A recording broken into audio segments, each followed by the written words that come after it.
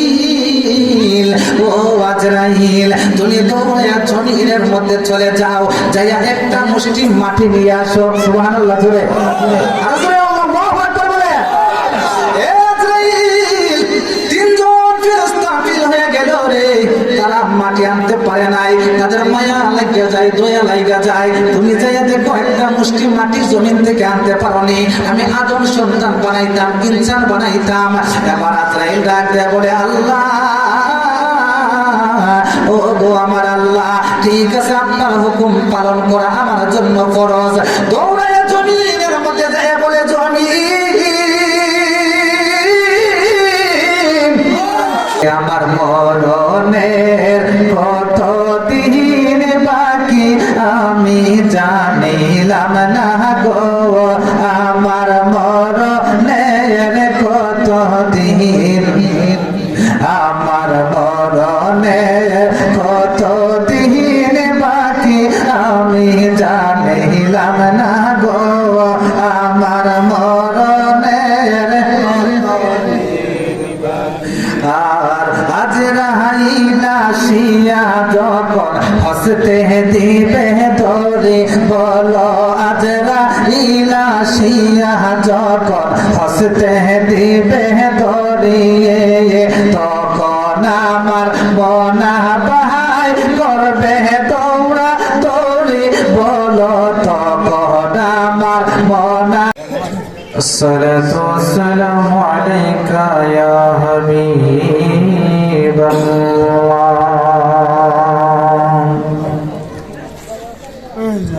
الصلاة والسلام عليك يا شفيع المذنبين، الصلاة والسلام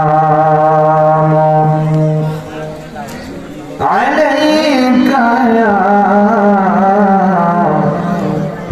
رحمة للعالمين، اللهم صل على سيدنا مولانا محمد وعلى سيدنا مولانا। যেদিন মিজান হবে কাহারা, নেকি বদি পড়বে ধরা, সেদিন হবে দিশেহারা, মুহাম্মদ ইয়া রাসূলুল্লাহ। আল্লাহুম্মা জবান খুলে সবাই সাইয়্যিদনা মাওলানা মুহাম্মদ ওয়া আলা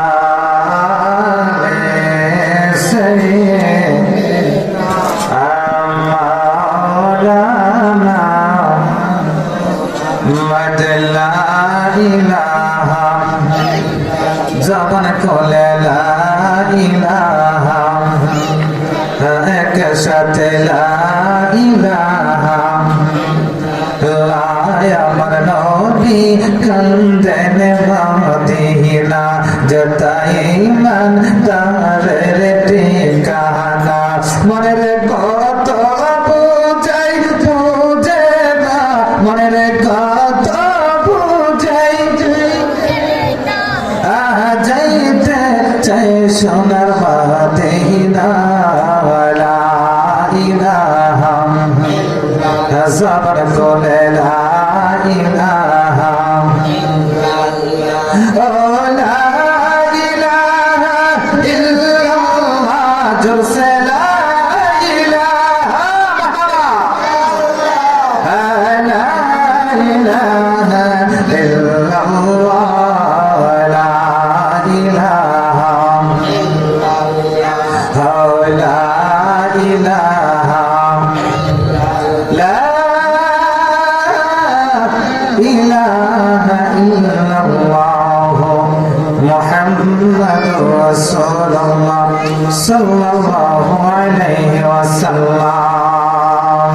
সাথে বলেন, আমার মরণের কতদিন বাকি আমি জানি না গো, আমার মরণের কতদিন বাকি। ঠিক কিনা বলে? আচ্ছা, মরণের কথা কেউ জানে? কোনো মানুষ বলতে পারবে যে এতদিন পর্যন্ত পৃথিবীতে আমি বাঁচবো? বলতে পারবে? এই জন্য একজন শায়ের সুন্দর ভাষায় তার মনের গভীর থেকে সেই কাসিদাগুলি, সেই রাতগুলি সে লেখছে, বলতেছে যে আমার মরণের কতদিন বাকি আমি জানিলাম না গো, আমার মরণের কতদিন, আমার মরণের কতদিন বাকি আমি জানিলাম না গো, আমার মরণের। আর আজরাইল আসিয়া যখন হসতে দিবে ধরে, বলো আজরাইল আসিয়া যখন হসতে দিবে ধরিয়ে, তখন আমার মনা বাহাই করবে দৌড়া দৌড়ি, বলো তখন আমার মনা বাহাই করবে লোকা লোকি আমি জানি না গো, আমার মরণের কত দিন বাকি, আমার মরণের কত দিন বাকি আমি জানিলাম না গো, আমার মরণের কত দিন বাকি। খারাপ লাগছে বাবা? খারাপ লাগছে? আমার ভাইয়েরা, বন্ধুরা, গভীর মনোযোগ। আমি আমার ভূমিকায় যাচ্ছি না, যেহেতু সময় সংক্ষিপ্ত। এটা আমার নিজের এলাকা, নিজের গ্রাম। আজকের আলোচনার মধ্যে ওলামায়ে কেরাম আসছে, মেহমান আসছে, ওনারা আলোচনা করবে, আমরা আলোচনা শুনবো, তাদের খেদমত করবো, তাদের সেবা করবো। কথা কোন ঠিক কিনা? আমি একমাত্র আমি আমার মহল্লাবাসীকে এই কথাটা জানানোর জন্য আমি মাইকের সামনে আসছি যে মাহফিল প্রতিদিন করা যায় না, মাহফিল প্রতিদিন সাজানো যায় না। আমাদের যুবক ভাইয়েরা, আমাদের ছোট ভাইয়েরা অনেক কষ্ট করে, দীর্ঘদিন পরিশ্রম করে আজকে একটি সুন্দর পরিবেশ করেছেন, একটি জান্নাতের ব্যবস্থা করেছেন।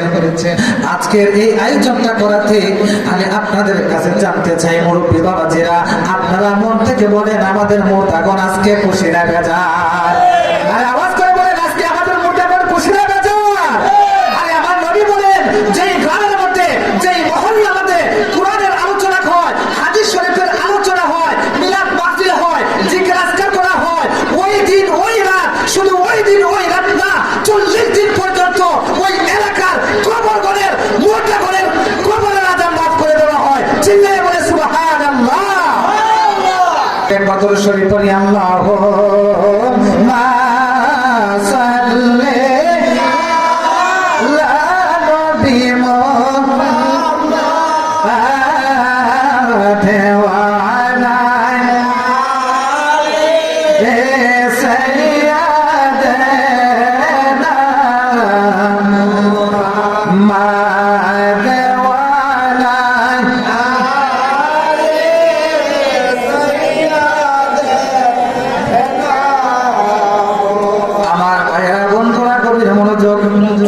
আমাকে সংক্ষিপ্ত সময় দেওয়া হয়েছে, এর ভিতরে আল্লাহর হাবিব সাল্লাল্লাহু আলাইহি ওয়াসাল্লামের ছোট্ট একটা হাদিস মুবারক আমি আপনাদেরকে শোনাবো।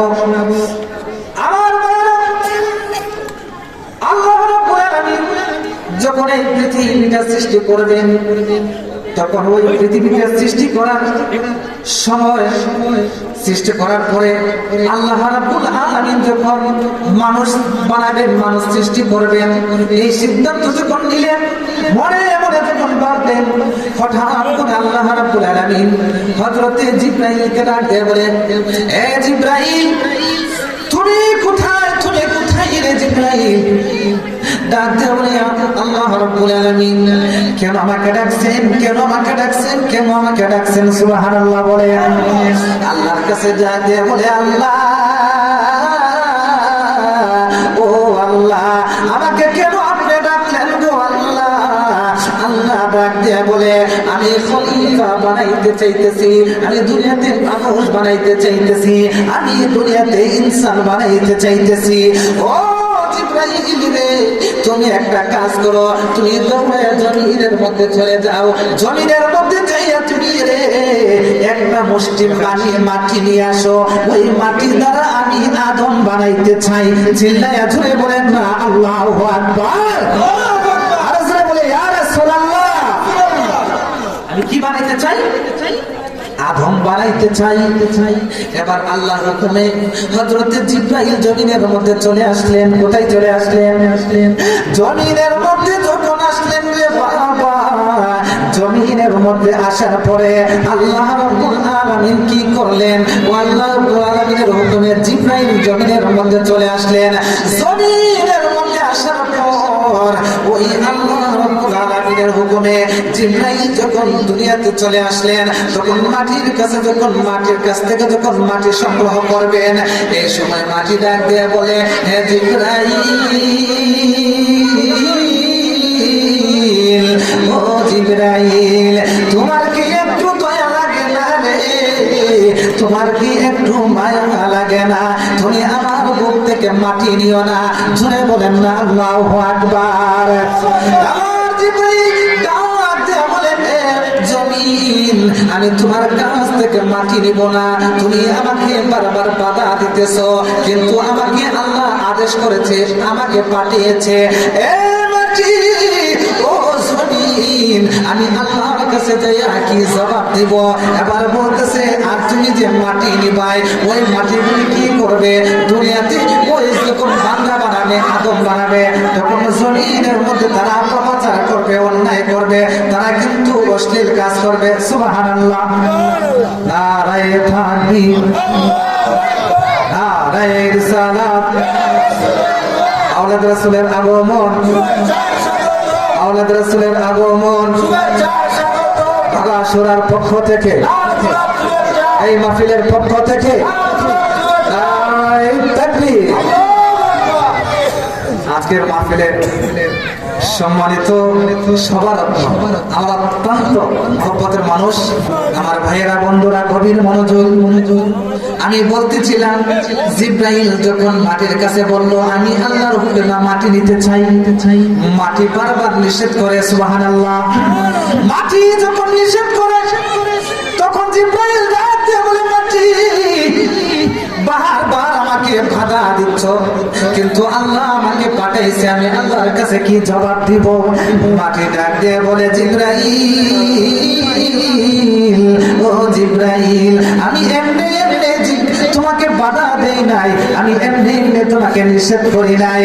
ওই মাটি দ্বারা আল্লাহ আদম বানাইব, ওই আদম ব্যক্তিরা দুনিয়াতে পাপ করব, অন্যায় করব, অত্যাচার করব, জুলুম করব, নির্যাতন করব, অন্যায় ভাবে মানুষের সম্পদ আত্মসাৎ করব, মানুষের মাথার মধ্যে বাড়ি দিব, পায়ে পায়ে ঝগড়া করব, এমন একটা অন্যায় তারা শুরু করবে রে। এই জন্য ওইটা আমি বরদাস্ত করতে পারবো না। জিবরাইল, ও জিবরাইল, এই জন্য আমি তোমাকে নিষেধ করি রে জিবরাইল, তুমি আমাকে নিও না। তুমি আল্লাহকে যাইয়া বলো আমি মাটি, জমিন মাটি দিতে রাজি না। ছিলে বলেন সুবহানাল্লাহ।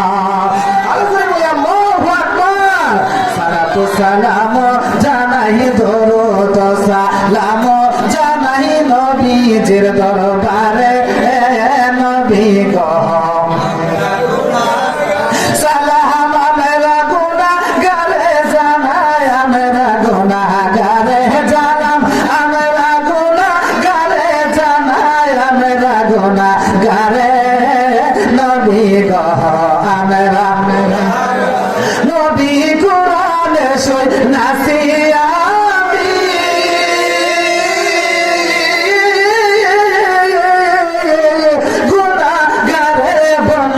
তুমি, ও ঠিক না বলেন? আরে নবী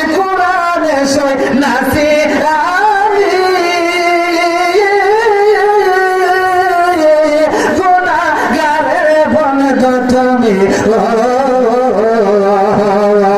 তুমি না করিলে দয়া কে করিবে মোরে বলো তুমি না করিলে দয়া কে করিবে মোরে নবী গো আমরা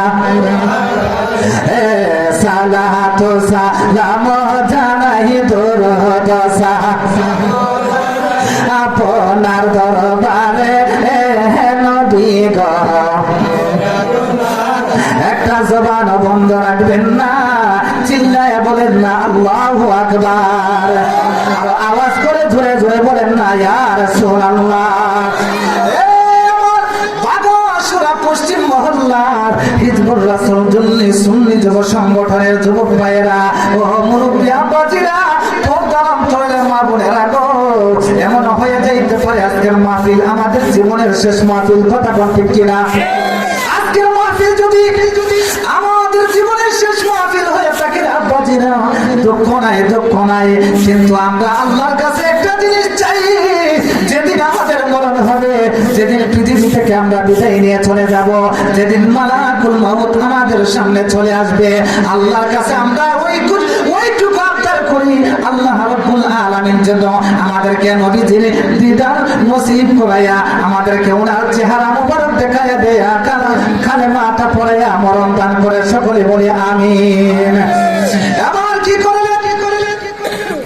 জিবরাইল চলে গেল, এবার আল্লাহ রাব্বুল আলামিন ইসরাফিল পাঠাইলেন। ইসরাফিল, আমি জিবরাইল জমিনের মধ্যে পাঠাইছিলাম মাটি আনার জন্য, আমি আদম বানাইতাম, জিবরাইল আনতে পারছে না, তার মায়া লাগিয়ে গেছে গা, দয়া লাগিয়ে গেছে গা। ও ইসরাফিল, তুমি তাড়াতাড়ি যাও, তুমি জমিনের মধ্যে যাইয়া তুমি জমিন থেকে একটা মুষ্টি মাটি নিয়ে আসো। সুবহানাল্লাহ। ওই মুষ্টি মাটি কিতাব সাক্ষী দেয়, জিবরাইলের এক মুষ্টি মাটি দুনিয়ার ওজনে 70 মণ ওজন। আরে আওয়াজ করে বলে এক মুষ্টি মাটি যদি দুনিয়ার 70 মণ ওজন হয়, তাহলে একবার চিন্তা করেন, আজরাইলটা মনে হয় আমার সমান, জিবরাইল কি আমার সমান? এবার ইসরাফিল ডাক দিয়ে বলে আল্লাহ, ও আল্লাহ, ঠিক আছে আমি চাইতেছি গো আল্লাহ। এবার জমিনের মধ্যে চলে আসলেন, জমিনকে ডাক দিয়ে বলে জমিন,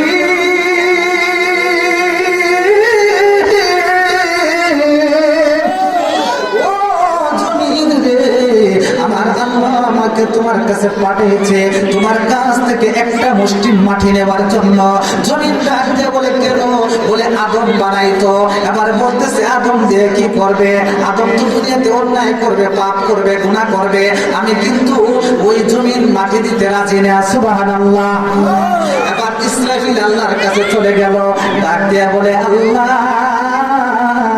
ও আমার আল্লাহ, এবার কি করবো? ইসরাফিল ফেল হয়ে গেল, ডাক দিয়ে বলে জমিন রাজি হয় না, মাটি আমাকে দেয় না। আমার আল্লাহ রাব্বুল আলামিন ডাক দিয়ে বলে ও ইসরাফিল, ঠিক আছে তুমি জিবরাইল ফেল হয়ে গেল, ইসরাফিল ফেল হয়ে গেল। এবার আল্লাহ রাব্বুল আলামিন কি করলেন? শেষ পর্যন্ত 3 জন ফেরেশতা যখন ফেল হয়ে গেল, তারা মাটি নিতে পারে নাই, শেষ পর্যন্ত আজরাইলকে বলে আজরাইল, ও আজরাইল, তুমি দৌড়াইয়া জমিনের মধ্যে চলে যাও, যাইয়া একটা মুষ্টি মাটি নিয়ে আসো। সুবহানাল্লাহ। জোরে আজরাইল আল্লাহু আকবার বলে। এ আজরাইল, 3 জন ফেরেশতা ফেল হয়ে গেল রে, তারা মাটি আনতে পারে নাই, তাদের মায়া লাগিয়া যায়, দয়া লাগিয়া যায়। তুমি যাইয়া দেখো একটা মুষ্টি মাটি জমিন থেকে আনতে পারোনি, আমি আদম সন্তান বানাইতাম, ইনসান বানাইতাম। এবার আজরাইল ডাক দেয়া বলে আল্লাহ, ও গো আমার আল্লাহ, ঠিক আছে আপনার হুকুম পালন করা আমার জন্য ফরজ। দৌড়াইয়া জমিনের মধ্যে যায় বলে জমিন, ও জমিন, আল্লাহর হুকুমে আমি তোমার কাছে আসলাম একটা মুষ্টি মাটি নেওয়ার জন্য। ডাক দিয়ে বলে আজরাইল, ও আজরাইল, আমি কিন্তু ইসরাফিলকে ফেরত দিয়ে দিছি, আমি কিন্তু জিবরাইলকে ফেরত দিয়ে দিছি, আমি কিন্তু মিকাইলকে ফেরত দিয়ে দিছি। আর এখন তুমি আজরাইল আসছো মাটি নিতে, আমি জমিন মাটি দিতে মত না। সুবহানাল্লাহ। আমি মাটি দিতে রাজি না। এবার আজরাইলে বলে যে মাটি ও জমিন, তুমি তিনজন ফেরেশতারে বিদায় দিতে পারছো রে, আমারে কিন্তু তুমি ফেরত দিতে পারবে না, কারণ তোমার চাইতে আল্লাহর হুকুমটা আমার কাছে অনেক বড়। ঠিক কিনা বলে? আরে আরেকজনে বলেন ঠিক কিনা? আল্লাহর হুকুমটা আমার কাছে বড়। তিনজন ফেরেশতারে তুমি বিদায় দিয়ে দিছো, খালি হাতে ফিরাই দিছো, আমাকে তুমি কখনো ফিরাইতে পারবে না। এই কথা বলে এমন একটা চম্বল মাইরা ধরছে গো, আল্লাহু আকবার। এক চম্বল দিয়া এক মনকে একটা মুষ্টি মাটি নিলেন। কিতাব সাক্ষী দেয় ওই তার মুষ্টির মধ্যে প্রায় 70 মণ মাটি লইয়া আকাশের মধ্যে আল্লাহর কাছে চলে গেছে। সুবহানাল্লাহ। আল্লাহ ডাক দে বলে আল্লাহ,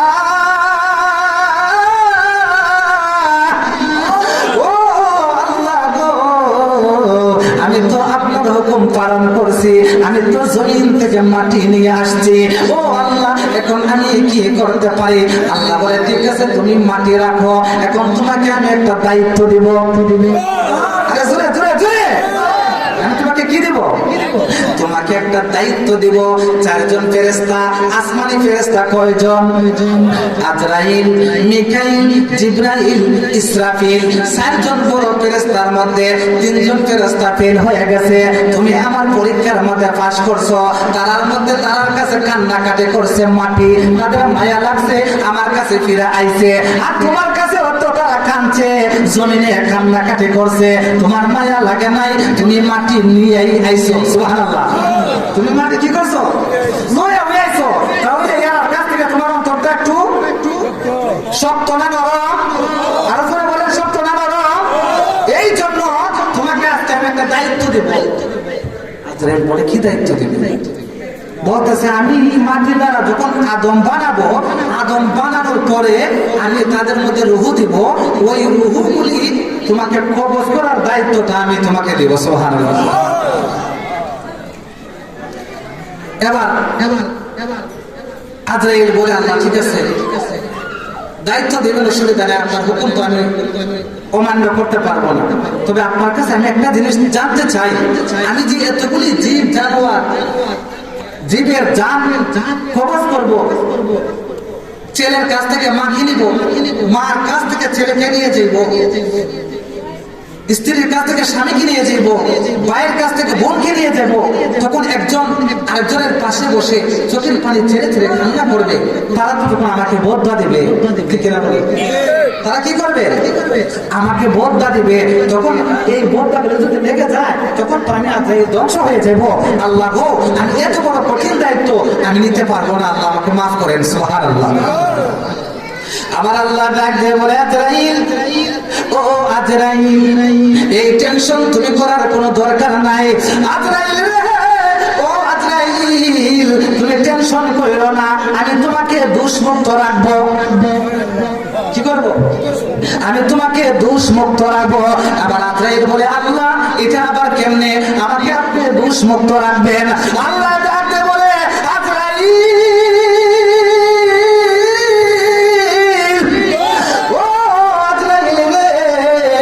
আমি তোমার কিভাবে দোষমুক্ত রাখবো তখন তুমি শুনে যাও। যখন মানুষের মরণের সময় হবে, যখন মানুষের মরণের সময় হয়ে যাবে, দুনিয়ার আয়ু যখন শেষ হয়ে যাবে, তখন মালাকুল মউত আজরাইল আসবে ওই লোকটার রূহ কবজ করার জন্য। কথা কোন ঠিক কিনা? আজরাইল, আজরাইল রে আজরাইল, আমি তোরে কেমনে দোষমুক্ত করবো তুই শুনে রাখ। যখন মানুষের মরণের সময় হইব, তখন তুই যাইবে তার জান কবজ করার সময়, এমন সময় আমি একটা কাম করবো। আমি কি করবো জানোস নি? আমি হঠাৎ করে তার আমি গাছের আঘাত তুলবো। সুবহানাল্লাহ জোরে বলে না। আমি ওই লোকটারে গাছের আঘাত উড়াইমো। গাছের আঘাত উড়ানোর পরে ওই লোকটা যখন ফলের মধ্যে ধরবো, ফল পারতো, সে যখন একটা ডালের মধ্যে ফাড়া দিব, হঠাৎ করে ডালটা ভাঙে জমিনের মধ্যে পড়ে যাইব। কি করবে? জমিনের মধ্যে পড়ে যাবে, যখন জমিনের মধ্যে পড়ে যাবে তখন দৌড়াইয়া আশেপাশের মানুষগুলি আসবে। মানুষ আসার পরে দেখবে ওই লোকটা জমিনের মধ্যে পড়ে আছে, সবাই দৌড়াদৌড়ি করে হসপিটালের মধ্যে নিয়ে যাবে। হসপিটাল তাকে চিকিৎসা করবে। তার চিকিৎসা করার পরে হঠাৎ করে দেখবে তার ভিতরের মধ্যে রূহ নাই, তার ভিতরের মধ্যে জান নাই, তার ডেড বডি হয়ে গেছে। ডাক দেয়া বলবে তার আত্মীয় স্বজন কোথায়, তোমরা কে কোথায় আছো? ওই লোকটার সংবাদ তোমরা নিয়ে যাও, ওই লোকটার রিপোর্ট তোমরা নিয়ে যাও। ওই লোকটা দুনিয়াতে নাই, ওই লোকটা পৃথিবীর মুখ থেকে জীবনের জন্য বিদায় নিয়ে চলে গেছে। জুড়ে ছিলে বলেন না আল্লাহু আকবার। লোকটা মারা গেছে। মানুষ কান্নাকাটি শুরু করবে। অন্য মানুষরা বলবে কি হয়েছে? বলবে ওই লোকটা মারা গেছে। কিভাবে মরছে?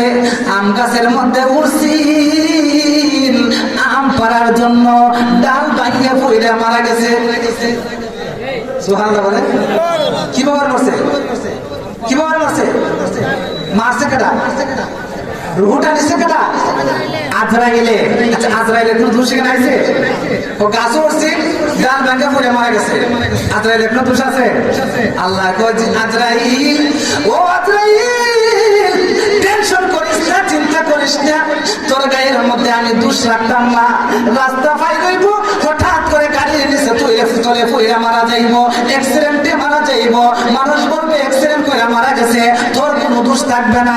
এবার বলতেছে ঠিক আছে, আমি রাজি হইলাম, আপনার দায়িত্ব নিলাম। সুবহানাল্লাহ। আর রাসূল বলেন না ইয়া রাসূলুল্লাহ। এবার এই দায়িত্ব নেওয়ার পরে সম্মানিত হাজিরিন, লম্বা আলোচনা, বিশাল আলোচনা, এই জন্য আমি আর সামনে যাচ্ছি না। একটা কথাই আপনাদেরকে বলবো যে আজরাইলের রূহ কবজ করাটা সহজ না কঠিন? কষ্ট না শান্তি? আল্লাহ পাক যেন আপনাকে আমাকে ঈমানের সাথে আমাদেরকে সহজভাবে মৃত্যু দান করে। সকলে বলে আমিন। আমাদের পশ্চিম মহল্লা অনেক মোদারণ খবরের মধ্যে আছে কিনা নাই? আলোচনা বলেন বাবা আছে কিনা নাই? আল্লাহ পাক যেন আজকের এই জান্নাতের বাগান, আজকের এই মাহফিলের উসিলায় যেন আমাদের এই কবরবাসীদের, আমাদের এই মুর্দাগণকে যেন আল্লাহ পাক যেন জান্নাতবাসীদের সকলে বলি আমিন। আজকের মাহফিলের সম্মানিত সভারত্ন আওলাদ রাসূল, আওলাদে ওলি, আমার অত্যন্ত মহব্বতের মানুষ সৈয়দ শিহাব আদনান সাহেব আমাদের সামনে কিছু নসিহতপূর্ণ, গুরুত্বপূর্ণ আলোচনা করবেন। হেদায়েতমূলক কিছু আলোচনা করে আপনাদের সময় নষ্ট করছি না। আমার কথায় ভাষায় ভুল হলে আপনারা ক্ষমার দৃষ্টিতে দেখবেন। ওমা আলাইনা ইল্লাল বালাগ। আসসালামু আলাইকুম ওয়া রাহমাতুল্লাহি তাআলা ওয়া বারাকাতুহু ওয়া মাগফিরাতুহু।